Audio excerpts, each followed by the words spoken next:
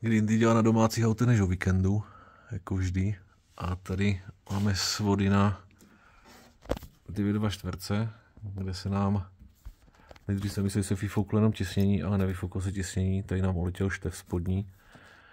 Takže jsme museli ty svody dostat ven, vytáhnout ten štev, naštěstí šel teda, což byl velký nářez, ale podařilo se mi ho dostat ven, takže teď tam mám krásně svůj bordel stůl zoufalej.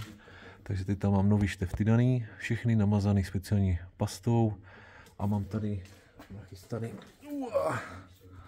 nachystaný soudičky, krásně zarovnaný do sedací plochy a to mi taky dělá jako vždy Turbo Olomouc, takže jdeme to složit a můžeme jet.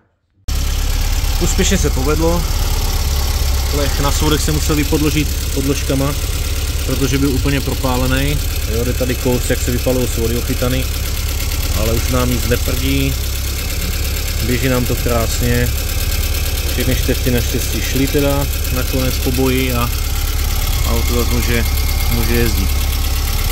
Mám radost z toho, že se nemusela sundat hlava skrz vyndání toho šteftu ven, no, že to šlo.